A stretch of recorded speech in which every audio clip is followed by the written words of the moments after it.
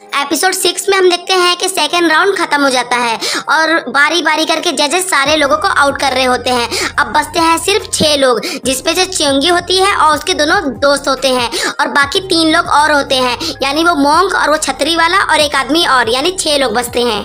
अब सारे जजेस इन 6 में से एक को फर्स्ट रैंक देना चाहते हैं, लेकिन यहाँ पर टाई हो चुकी है च्योंगी और उस छतरी वाले के बीच में, क्योंकि इन दोनों को ही लाल कलर के कार्ड 27-27 मिले हैं। तो अब जजेस कहते हैं कि यहाँ पर टाई हो चुकी है और हम फर्स्ट रैंक अभी नहीं दे सकते हैं।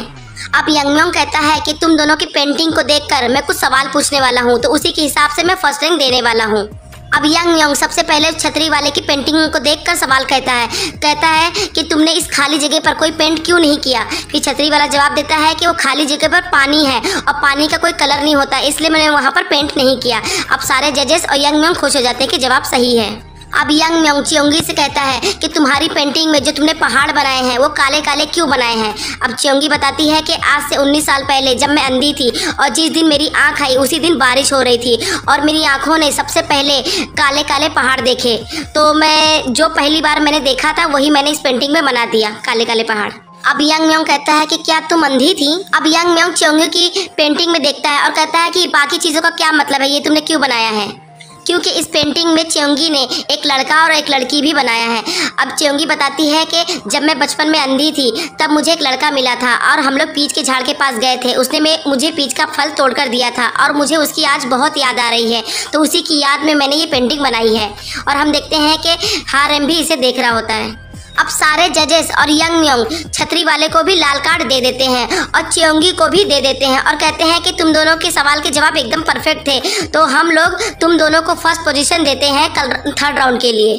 अब च्योंगी बहुत खुश होकर अपने फ्रेंड के पास भागकर चली जाती है और हारेम भी बहुत खुश हो रहा था जानकर कि ये फर्स्ट आ चुकी है। अब यंगम्योंग ऐलान करता है कि आप सारे 6 लोगों के लिए कांग्रेचुलेशन, और आप लोग अब कल 3रे राउंड के लिए यहीं पर मिलेंगे, तो कोई कहीं नहीं जाएगा। यहाँ पर गेस्ट रूम बने हुए हैं, तो सारे जजेस और आप 6 लोग सब लोग यहीं पर रात गुजारे, खाए पिए, और कल फिर से 3रा राउंड होगा। अब नेक्स्ट में हम देखते हैं कि रात हो चुकी है और पेंटर हन ग्योन यंगम्योंग को बता रहा होता है कि च्योंगी ही डिवाइन पेंटर है और ये उसी पेंटर की बेटी है जिसने आपके दादा की पेंटिंग बनाई थी, और हमें अभी डिवाइन पेंटर ढूंढना ही था, तो हमें च्योंगी मिल गई है। अब दूसरी तरफ हम देखते हैं ये जजेस और ये 6 पेंटर आपस में मिलकर खाना वाना खा रहे होते हैं। तभी वहाँ पर यंगम्योंग भी आ जाता है और कहता है कि आप लोगों के साथ बैठकर मैं भी खाऊंगा, और वो भी बैठ जाता है। अब च्योंगी का दोस्त यंगम्योंग से कहता है कि प्रिंस जो फर्स्ट आएगा आप उसको क्या देने वाले हैं। फिर यंगम्योंग कहता है कि अरे ये तो मैं बताना ही भूल गया। अब इतने में च्योंगी यंगम्योंग से कहने लग जाती है कि प्रिंस मैंने सुना है कि आप जीतने वाले की एक विश भी पूरी करते हैं। फिर यंगम्योंग च्योंगी से कहता है कि तुम्हारी क्या विश है। अब च्योंगी कुछ नहीं बोल पाती और फिर बोलती कुछ नहीं और खाना खाना शुरू कर देती है। अब यंगम्योंग बातों बातों में च्योंगी से कहता है कि अच्छा ये बताओ कि तुम अपनी हर पेंटिंग में काले कलर के बटरफ्लाई क्यों बनाती हो। फिर च्योंगी कहती है कि मैं पहले अंधी थी और जिस दिन मेरी आंखें आई तो मुझे बटरफ्लाई काले कलर के दिखे, इसीलिए मैं अपनी हर पेंटिंग में मेरी साइन बन चुकी है कि मैं काले कलर के बटरफ्लाई बना देती हूँ। अब यंगम्योंग च्योंगी से कहता है कि मैं तुमसे कुछ बात करना चाहता हूँ। अब दूसरे ही पल हम देखते हैं कि यंगम्योंग च्योंगी को किसी और जगह पर बुलाता है और उसे कहता है कि क्या तुम ही हो जो नकली पेंटिंग बनाती हो। फिर च्योंगी कहती है कि आपने क्या कहा, मुझे कुछ समझा नहीं। फिर यंगम्योंग कहता है कि जो तुम बटरफ्लाई बनाती हो अपनी पेंटिंग में और जो मैंने नकली पेंटिंग में देखा था वो सेम है, और तुम ही ने कहा है कि तुम्हारे जैसी बटरफ्लाई कोई नहीं बना पाता, तो मुझे बताओ कि तुम ही नकली पेंटर हो। अब च्योंगी बेचारी डर जाती है और यंगम्योंग गुस्से में उसे बहुत सारी चीज़ें सुनाने लग जाता है। एक पेंटर कैसा होता है वो उसे बताने लग जाता है कि पेंटर कभी भी नकली चीज़ें नहीं करता है और वो दिल से पेंटिंग करता है, लेकिन तुमने बहुत सारे रूल तोड़ दिए हैं और मैं चाहता हूँ कि आगे चल के 3rd राउंड में तुम दिल से पेंटिंग करना, ना कि इस तरह की नकली। अब यंगम्योंग गुस्से में ये सब कहकर आगे बढ़ने लग जाता है। फिर च्योंगी उसको कहती है कि मैं अपनी स्किल का यूज़ बस गुजारा करने के लिए कर रही थी, तो क्या इसमें कोई गलत है। फिर यंगम्योंग कहता है कि हाँ बहुत गलत है, ये तुम्हारी टैलेंट का वेस्ट है, और ये बोलकर वहाँ से चला जाता है।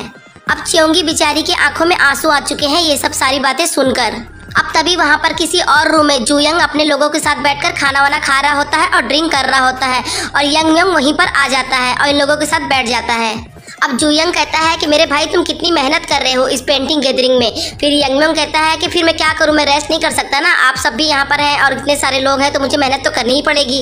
अब जुयंग इन लोगों को इशारा करता है कि कुछ बोले। अब ये सारे चेले यंगम्योंग को सुनाने के लिए कहने लग जाते हैं कि कितनी अच्छी बात है ना कि दोनों भाई यहाँ पर हैं, तो काश यहाँ पर क्राउन प्रिंस भी होते तो तीनों भाई इंजॉय कर रहे होते। फिर एक कहता है कि लेकिन वो यहाँ कैसे होते, क्राउन प्रिंस तो बीमार चल रहे हैं तो यहाँ कैसे आएंगे। फिर दूसरा कहता है कि अरे हाँ, मैं तो भूल ही गया कि क्राउन प्रिंस की तो बीवी भी नहीं है, काश राजा उनकी शादी करा देते तो वो उनकी देखभाल करती और वो बीमारी से ठीक हो जाते। अब यंगम्योंग को ये सब सुनकर अच्छा नहीं लग रहा होता है। फिर जुयंग कहता है कि यंगम्योंग शायद तुम्हें ये सब पसंद नहीं आ रहा है ना, मैं इन लोगों को जानने के लिए कहता हूँ, फिर हम दोनों मिलकर बातें करते हैं। अब जुयंग उन लोगों से कहता है कि तुम लोग यहाँ से जाओ, मुझे अपने भाई से बात करनी है।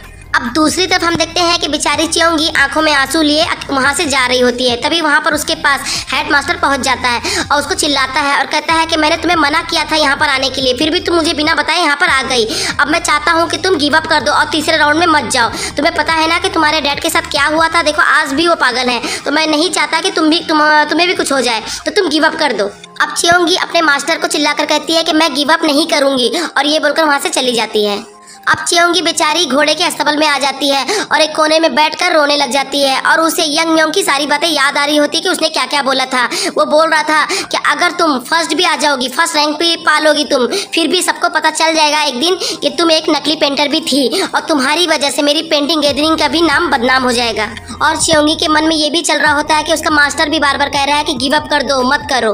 और दूसरी तरफ यंगम्योंग अपने भाई जुयंग से कहता है कि भैया आप मुझसे क्या बात करना चाहते हैं। फिर जुयंग कहता है कि यंगम्योंग मैं घुमा फिरा कर नहीं कहूँगा, मैं तुमसे साफ साफ कहना चाहता हूँ कि अपना जो बड़ा भाई क्राउन प्रिंस है वो अभी बीमार चल रहा है और वो ठीक भी नहीं हो पाएगा क्योंकि उसकी दवाई भी नहीं है, तो वो कब उसके साथ क्या हो जाए हमें पता नहीं। और डैड उसे ही राजा बनाना चाहते हैं, तो कितने दिन के लिए वो बनेगा। तो मैं चाहता हूँ यंगम्योंग कि तुम मेरी साइड हो जाओ और मुझे मदद करो मेरी कि मैं ही राजा बन जाऊँ। अब यंगम्योंग को ये सब बातें नहीं अच्छी लग रही होती है कि इसका भाई बड़े भाई के बारे में क्या क्या बोल रहा है। अब यंगम्योंग कहता है कि देखो भाई, मैं ये सब मामले में आपसे अभी कुछ बातें नहीं करना चाहता और आप कुछ ज्यादा ही बोल रहे हैं और मैं इस चीज में आपका साथ बिल्कुल भी नहीं दूंगा, ये गलत है। अब ये सुनकर जुयंग को बहुत गुस्सा आता है और वो उठकर वहां से चला जाता है। और हम देखते हैं कि दूर से मीसू का आदमी ये सब बातें सुन रहा होता है। अब वो जाता है और एक चिट्ठी लिखता है और कबूतर के पैर में चिट्ठी बांधकर कबूतर को उड़ा देता है। और हम देखते हैं कि ये कबूतर उड़कर जा ही रहा होता है कि मू यंग इसको तीर मारकर गिराता है और इसके पैर से चिट्ठी निकाल लेता है और हारेम के पास आ जाते हैं। अब उस चिट्ठी को ये लोग ब्रश से साफ करके पढ़ते हैं कि क्या लिखा है उसमें। और चिट्ठी में ये लिखा था कि दोनों भाई आपस में प्राइवेटली बातें कर रहे हैं और जुयंग यंगम्योंग को अपनी साइड होने के लिए कह रहा था। अब मू यंग हारेम से कहता है कि पक्का ये चिट्ठी राजा को भेज रहा था अब दोनों भाइयों के बारे में बताने के लिए। अब हारेम सोचने लग जाता है कि कैसे इस आदमी ने इसके डैड को मारा था। अब हारेम कहता है कि बस कुछ ही वक्त बचे हैं इस आदमी को मरने में। अब हारेम एक चाल चलता है और मू यंग से कहता है कि जाओ ये लेटर जाकर जुयंग को देकर आ जाओ। अब मू यंग चुपके से जाता है और जुयंग के कमरे में वो चिट्ठी फेंक कर भाग जाता है। अब जुयंग वो चिट्ठी पढ़कर बहुत ज्यादा गुस्सा हो रहा होता है। अब हम देखते हैं कि चियोंगी के दोनों दोस्त बाहर टहलते टहलते बातें कर रहे होते हैं कि चियोंगी कहाँ चली गई, कब से हम लोग उसे ढूंढ रहे हैं लेकिन वो मिल नहीं रही है। और हम देखते हैं कि हारेम अपनी खिड़की पे बैठे बैठे इन दोनों की बातें सुन लेता है कि चियोंगी नहीं मिल रही है। और हम देखते हैं कि बेचारी चियोंगी अभी भी घोड़े के अस्तबल में बैठी अपने आप से बातें कर रही होती है कि मैं करूँ तो क्या करूँ। वहाँ यंगम्योंग मुझे क्या क्या बातें सुना चुके हैं कि मैं एक नकली पेंटर हूँ और यहाँ पर मेरे मास्टर भी कह रहे हैं कि मैं गिव अप कर दूँ, तो मैं करूँ तो क्या करूँ। तभी वहाँ पर हारेम आ जाता है। अब हारेम कहता है कि तुम्हें वही करना चाहिए जो तुम चाहती हो। अब चियोंगी उसकी आवाज़ सुनकर जल्दी से उठती है और उसके पास जाती है। अब हारेम कहता है कि तुम यहाँ पर क्या कर रही हो, तुम तो ऐसी नहीं थी, क्यों दूसरों की बातें सुनकर उदास हो रही हो। फिर चियोंगी इसको कुछ बताना चाहती है लेकिन फिर रुक जाती है और कहती कुछ भी नहीं और आगे जाने लग जाती है। अब हारेम कहता है कि मैं बहुत ज़्यादा निराश हूँ कि तुम अब गिव अप करने वाली हो। फिर चियोंगी कहती है कि तुम मेरे बारे में जानते ही क्या हो जो ऐसा कह रहे हो। मैंने इस कंपटीशन में इसलिए भाग लिया था ताकि मैं अपने डैड के लिए मेडिसिन ले सकूँ क्योंकि मेरे डैड बहुत ज़्यादा बीमार हैं और मेरे मास्टर चाहते हैं कि मैं गिव अप कर दूं और यंगम्योंग भी मुझ पर शर्मिंदा है कि मैं एक पेंटर हूं, तो बताओ मैं क्या करूं। और अगर तुम मेरी जगह होते तो बताओ क्या करते।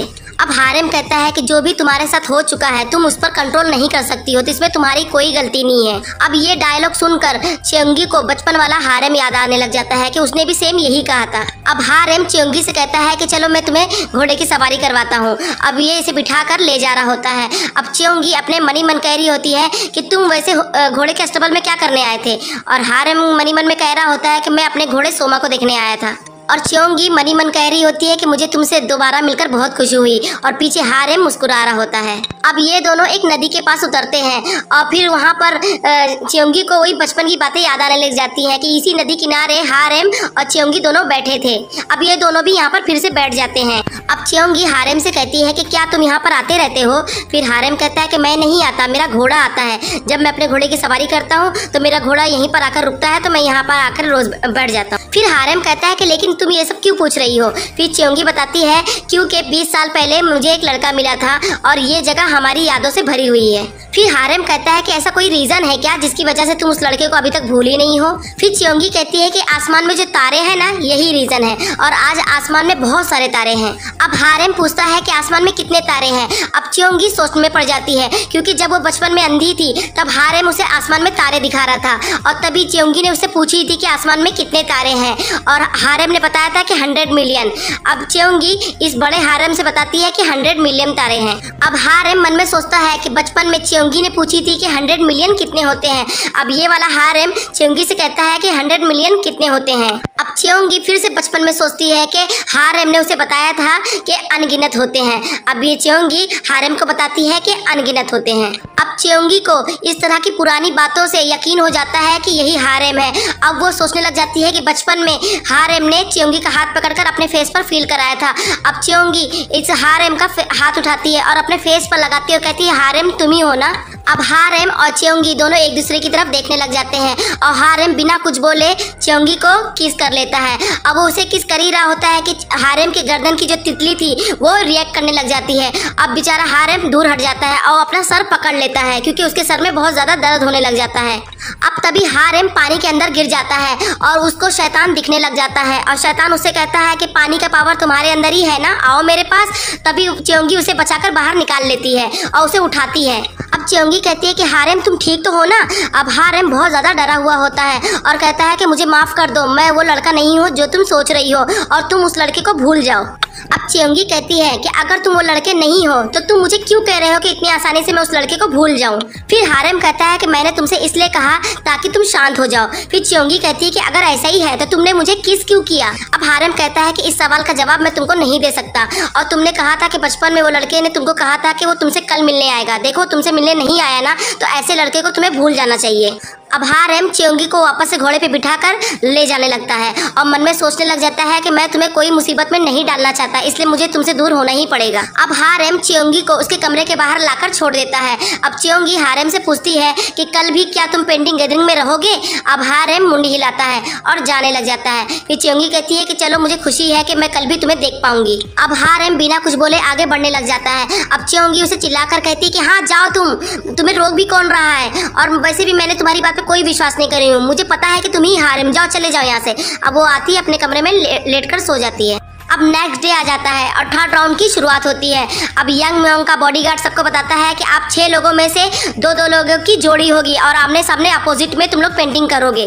अब च्योंगी और वो छतरी वाले आदमी की जोड़ी बना दी जाती है कि अपोजिट में तुम दोनों पेंटिंग करोगे, और च्योंगी के दोनों दोस्त की आपस में टक्कर कर देते हैं कि तुम दोनों आपस में अपोजिट हो। अब और मोंक और जो एक और आदमी था उन दोनों का भी हो जाता है। अब यंग म्योंग ऐलान करता है कि आज की पेंटिंग में बर्ड और एनिमल होना चाहिए। अब वो अपने भाई जुयांग को बुलाता है और कहता है कि ये पोयम सुनाएंगे, उसी के हिसाब से तुम लोगों को पेंटिंग बनानी है। अब जुयांग उन लोगों को बताता है कि गर्मी का मौसम है, हरी हरी पत्तियां हैं और तितलियां भी उड़ रही हैं और घोड़े भी वहां से भाग रहे हैं, ये तुम लोगों को बनाना है। अब यंग म्योंग कहता है कि तुम लोगों के पास बस 1 घंटा है तो जल्दी से पेंटिंग बना लो। अब ये सारे लोग पेंटिंग बनाने लग जाते हैं। अब च्योंगी पेंटिंग बनाने से पहले हारेम की तरफ देख रही होती है और मनी मन कह रही होती है कि तुमने मुझसे कहा है ना कि मैं तुम्हें भूल जाऊं, लेकिन मैं तुम्हें कभी नहीं भूलूंगी। और हम देखते हैं कि हारेम मस्त चाय वाय पी रहा होता है। होता है। अब च्योंगी घोड़े और तितलियों के बारे में सोचकर पेंटिंग बनाने जाती है और हारेम अपने नौकर मानसू से पूछता है कि क्या वो च्योंगी जो थी वो पेंटिंग कर रही है कि नहीं। फिर वो बताता है कि हाँ वो कर रही है।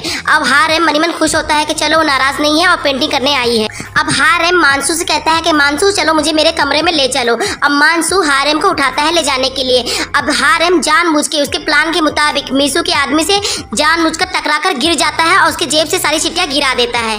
अब मानसू हारेम को उठाता है और उसके बाद मीसू के आदमी की जो चिट्ठियां गिरी हुई थी उसे भी उठाकर उसे देने लग जाता है। कहता है कि आपकी चिट्ठियां। और हम देखते हैं कि जू यंग सब ये देख रहा होता है और कहता है कि ये तो वही सी कल वाली चिट्ठी जैसा ही है, इसका मतलब ये है।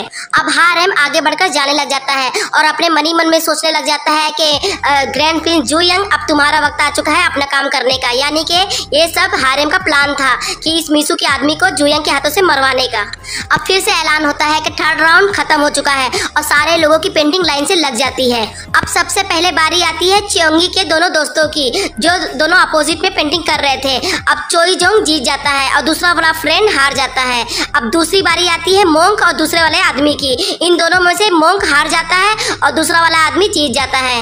अब बारी आती है च्योंगी और इस छतरी वाले की पेंटिंग देखने की और दोनों की पेंटिंग को अच्छे से बारीकी से देखा जा रहा होता है। अब सबसे पहले छतरी वाले की पेंटिंग को सारे जजेस देखते हैं जिसमें ब्लैक कलर का घोड़ा बना है, तितलियां उड़ रही हैं, झाड़ है। अब सारे लोग इसे लाल कलर का 29 कार्ड दे देते हैं। अब बारी आती है च्योंगी की पेंटिंग की। अब उसको देखते हुए च्योंगी का मास्टर कहता है कि इसमें तितलियां हैं, सब कुछ पत्तियां भी हैं, लेकिन मेन घोड़ा कहाँ है? घोड़ा तो तुमने बनाया ही नहीं। अब यंग म्योंग उस पेंटिंग को गौर से देखता है और कहता है कि कितना अच्छे से इसने बनाई है कि सारी पत्तियां जो नीचे गिरी हुई थी घोड़े के भागने से सारे फूलों की पत्तियां हवा में उड़ने लग गई हैं और उन्हीं पत्तियों को ये सारी तितलियां लपकने के लिए उसे पकड़ रही होती हैं। अब सारे लोग जजेस भी कहने लग जाते हैं कि अरे हाँ ये पेंटिंग तो बहुत ही अच्छी है, मैंने आज तक नहीं देखी ऐसी पेंटिंग के फूलों की पत्तियां को लपकने के लिए सारी तितलियां भाग रही हैं। और यंग म्योंग कहता है कि च्योंगी ने इस पेंटिंग में लॉजिक लगाकर वो भी दिखा दिया है जो नहीं दिखने वाली थी। अब सारे जजेस और यंग म्योंग इसे लाल कार्ड दे देते हैं और च्योंगी के पास अब 31 लाल कार्ड हो जाते हैं। यानी कि छतरी वाले को 29 कार्ड मिले थे, अब वो हार चुका है। अब यंग म्योंग च्योंगी को जीतने की बधाई देता है और कहता है कि तुम जीत चुकी हो। और च्योंगी बहुत ज्यादा खुश हो रही होती है और दूर बैठा हारेम भी मनी मन खुश हो रहा होता है। अब यंग म्योंग ऐलान करता है कि अभी हमने जो 6 लोगों में से 3 लोगों को चुना है, अब इन 3 लोगों की पेंटिंग की बोली लगेगी और जिसकी पेंटिंग की बोली सबसे ज्यादा लगेगी वही विनर होगा। अब सबसे पहले चोई जोंग की पेंटिंग की बोली लगती है और सारे लोग बोली लगाते हैं और 100 सेओक्स में उसकी पेंटिंग बिक जाती है। अब बारी आती है वो दूसरे वाले आदमी की पेंटिंग की। इस आदमी की पेंटिंग 140 सेओक्स में बिकती है। अब बारी आती है च्योंगी की पेंटिंग की। अब यंग म्योंग का बॉडीगार्ड कहता है कि च्योंगी की पेंटिंग की बोली लगाई जाए, लेकिन कोई भी कुछ बोल ही नहीं रहा होता है क्योंकि च्योंगी की पेंटिंग में घोड़ा भी नहीं था और लोगों को खास भी नहीं लग रही होती है, तो कोई बोली लगाने के लिए आवाज ही नहीं उठा रहा होता है। तभी यंग म्योंग सबसे पहले आवाज उठाता है कि 50 सेओक्स। फिर उसका सुनकर बाकी लोगों को भी 51, कोई बोल रहा 54, ऐसा कर करके बोली लगना शुरू हो जाती है। अब कम ज्यादा होते होते यंग म्योंग लास्ट में 180 सेओक्स लगाता है। अब आगे कोई कुछ बोल नहीं रहा होता है, तभी हारेम बोली लगाता है 200 सेओक्स। अब यंग म्योंग सोचता है कि मुझे इससे ज्यादा बढ़ाना है, फिर वो ज्यादा बढ़ा देता है, फिर उसके बाद हारेम भी उससे ज्यादा बढ़वा देता है। अब कम ज्यादा होते होते हारेम 300 सेक्स पे आ जाता है। अब यंग म्योंग मन में सोचता है कि मैं अगर इसी तरह आगे बढ़ते रहूंगा फिर भी लगता है हारेम आज हार मानने वाले नहीं है, तो मैं उन्हीं को आज दे देता हूँ, लेने देता हूँ उनको। अब हारेम च्योंगी के पास आता है और उसे बधाई देता है और च्योंगी इसे थैंक यू कहती है। तभी पीछे ऐलान होता है कि सबसे ज्यादा बोली लगने पर च्योंगी की पेंटिंग बिक गई है, तो च्योंगी विनर बनती है। अब यंग म्योंग च्योंगी से कहता है कि च्योंगी पेंटिंग के जो 300 सेओक्स थे वो अब तुम्हारे हुए। अब च्योंगी कहती है कि मैंने सुना है कि जीतने वाले की विश भी पूरी होती है। अब यंग म्योंग कहता है कि बताओ तुम्हारी क्या विश है। फिर च्योंगी बताती है कि मैंने सुना है कि एक महंगी सी दवा है जो हम गरीब नहीं ले सकते हैं और वो सिर्फ पैलेस में यूज होती है, तो क्या आप मुझे वो दवा दे देंगे। फिर यंग म्योंग कहता है कि तुम्हें वो दवा क्यों चाहिए लेकिन। फिर च्योंगी कहती है कि मेरे डैड बहुत ज़्यादा बीमार हैं और डॉक्टर ने मुझे कहा है कि इसी दवा से मेरे डैड ठीक हो पाएंगे, तो मेरे पास यही लास्ट उम्मीद है। अब यंग म्योंग ये सुनकर अपने मन में सोचने लग जाता है कि अच्छा तो च्योंगी नकली पेंटिंग सिर्फ अपने डैड के लिए सब कर रही थी ताकि पैसे जमा करके दवा ले ले। अब यंग म्योंग च्योंगी से कहता है कि तुम्हारी विश जाओ मैंने पूरी की, मैं तुम्हें दवा दे दूंगा। अब च्योंगी बहुत खुश हो जाती है और कहती है थैंक यू सो मच। अब यंग म्योंग ऐलान करता है कि जो बाकी 5 लोग नहीं जीत पाए हैं तो वो भी खाली हाथ नहीं जाएंगे, उन्हें भी छोटा मोटा गिफ्ट मिलेगा। अब सारे लोगों को भी गिफ्ट मिल जाता है और यंग म्योंग कहता है कि यहीं पर ये पेंटिंग गैदरिंग खत्म होता है।